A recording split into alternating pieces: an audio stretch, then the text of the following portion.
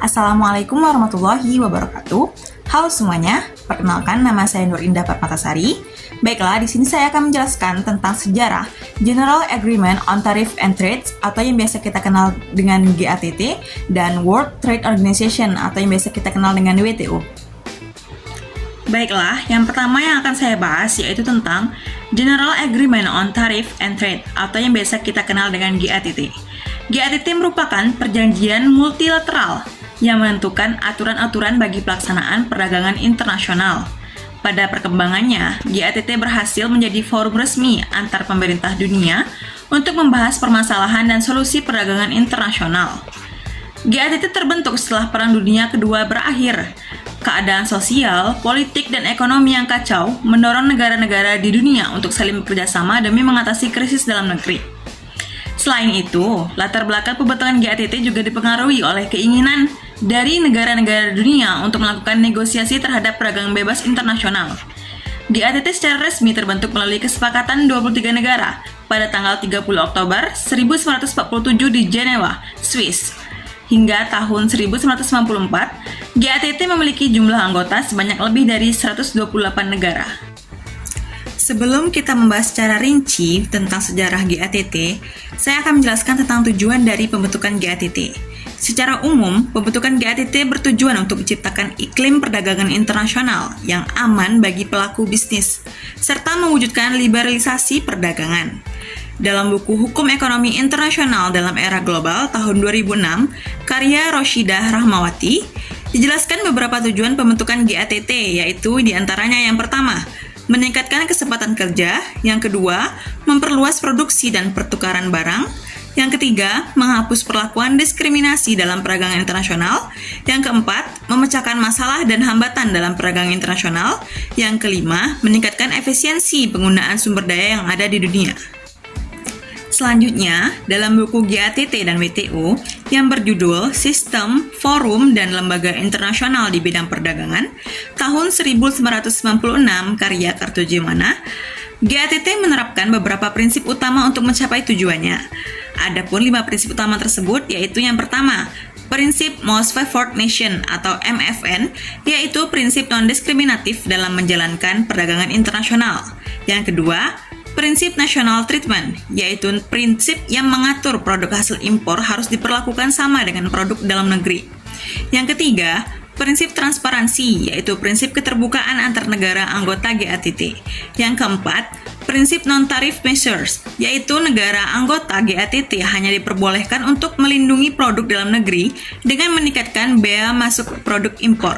Dan yang kelima yaitu prinsip quantitative restriction, yaitu negara anggota GATT tidak diperbolehkan melakukan pembatasan kuota terhadap perdagangan internasional. Baiklah, selanjutnya kita akan membahas secara rinci sejarah lahirnya GATT. GATT adalah sebuah perjanjian umum yang di dalamnya membahas mengenai tarif dan perdagangan. Perjanjian umum tersebut kemudian ditandatangani oleh 23 negara. Adapun ke-23 negara tersebut merupakan bagian dari anggota Komite Persiapan yang dibentuk pada tahun 1946 oleh Dewan Ekonomi dan Sosial Perserikatan Bangsa-Bangsa. Tugasnya yaitu untuk menyusun piagam Organisasi Perdagangan Internasional atau ITO. ITO sendiri dianggap sebagai bagian dari upaya terakhir yang dilakukan dari 3 serangkai lembaga di bidang ekonomi pasca terjadinya Perang Dunia Kedua. Lalu, GATT disusun sebagai tindakan sementara yang dilakukan sebelum ketentuan kebijakan komersial ITO diberlakukan. Namun, akhirnya ITO justru tidak bisa bertahan lagi karena tidak ada komitmen untuk melakukan ratifikasi. Sehingga GATT adalah salah satunya instrumen internasional yang mengatur mengenai perilaku perdagangan dunia. Dan GATT mulai berlaku pada tanggal 1 Januari 1948 dan mulai melaksanakan tugasnya sebagai sebuah organisasi yang mengatur perdagangan internasional. Sesi pertama perundingan dilakukan dari bulan Februari hingga Maret di Havana, Kuba. Selama masa keberadaannya, GATT telah melangsungkan 8 kali putaran sesi perundingan, di mana untuk putaran ke-8 dilakukan di Uruguay. Mengenai keanggotaan GATT, pada awal berdirinya keanggotaan GATT terdiri atas 23 negara, di antaranya yaitu Amerika Serikat, Inggris, Kanada, Prancis, Australia, Brazil, Belgia, Burma, Chili, Kuba, Ceylon, Tiongkok, Cekoslowakia, Lebanon, India, Belanda, Luxembourg, Selandia Baru, dan Norwegia. Lalu ada Pakistan, Suriah, Rhodesia Selatan, dan Afrika Selatan. Namun, sepanjang berdirinya organisasi ini, keanggotaannya terus bertambah. Pada masa keberadaannya, jumlah anggota GATT mengalami peningkatan hingga menjadi 128 negara. Selanjutnya mengenai lambang GATT. Lambang GATT adalah berupa lingkaran dengan bagian tengah, berupa lingkaran yang terlihat menjadi gambaran dari bumi. Kemudian di tengah bumi terdapat tulisan nama organisasi, serta di bagian bawah terdapat gambar telapak tangan yang sedang berjabat. Nah teman-teman, dengan diberlakukannya GATT tentu menimbulkan pengaruh yang cukup signifikan di bidang ekonomi termasuk Indonesia. GATT adalah perjanjian yang di dalamnya memuat mengenai tarif dan volume perdagangan internasional. Dengan diberlakukannya GATT, maka volume perdagangan akan mengalami peningkatan. Tentunya dengan adanya peraturan ini yang akan mendapatkan banyak manfaat adalah negara-negara maju. Semakin terbelakang suatu negara, maka akan memperoleh manfaat yang lebih sedikit. Bahkan ada kemungkinan bagi suatu negara yang terbelakang justru akan merugi. Pengaruh dari liberalisasi perdagangan yaitu memberikan dampak terhadap meningkatkan konsumsi barang baik itu berupa barang impor ataupun ekspor. Selain itu juga akan berpengaruh terhadap menurunnya produksi barang yang diimpor, menaikkan produksi barang yang diekspor dan meningkatkan volume perdagangan. Oleh karena itu, usaha produksi promosi ekspor memiliki peluang yang terbuka lebar. Sedangkan untuk usaha produksi distribusi substitusi impor akan terasa berat karena memiliki persaingan yang ketat. Maka dari itu, agar Indonesia bisa mendapatkan manfaat sebesar-besarnya dari diberlakukannya GATT, dibutuhkan strategi yang tepat. Sehingga perlu dilakukannya penyusunan strategi dan kebijakan yang paling sesuai dengan peluang dan tantangan yang ada. GATT adalah organisasi yang menjadi cikal bakal berdirinya WTO. Walaupun berawal dari organisasi sementara, namun pengaruh GATT dalam perdagangan internasional cukup signifikan dan turut memberikan dampak terhadap perekonomian global. Selanjutnya, GATT menyelenggarakan perundingan yang membahas perdagangan dunia. Pada perundingannya di bulan Mei, Kanada mengusulkan secara formal pembentukan Organisasi Perdagangan Dunia yang kini dikenal sebagai WTO atau World Trade Organization.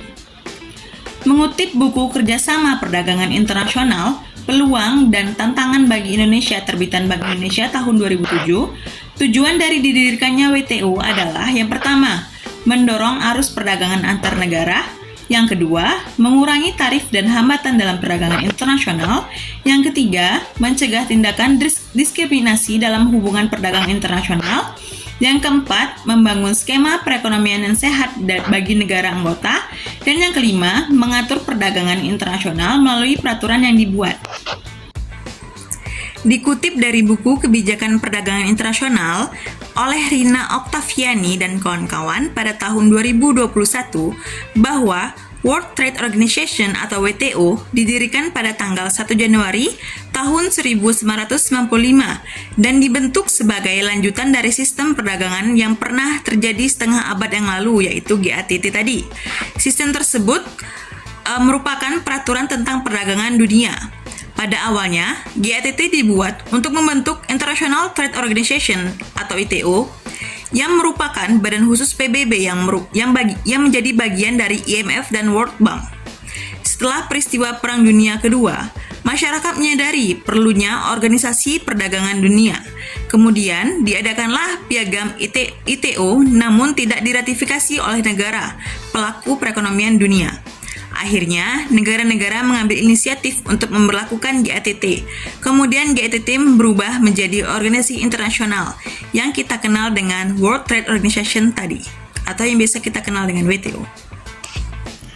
Yang terakhir, WTO memiliki 5 prinsip dasar yang berusaha dijalankan, yaitu yang pertama, non-discrimination. Prinsip non-discrimination mengandung 2 komponen, yaitu Most Favored Nation dan prinsip National Treatment. 2 komponen tersebut mengatur supaya negara anggota WTO tidak mendiskriminasi rekan dagang mereka. Yang kedua, reciprocity, merupakan elemen fundamental selama proses negosiasi. Prinsip timbal balik ini memberi jalan bagi negara anggota yang mengalami hambatan dalam perdagangannya, sehingga bisa tetap menjalankan kegiatan yang sama seperti negara anggota lainnya.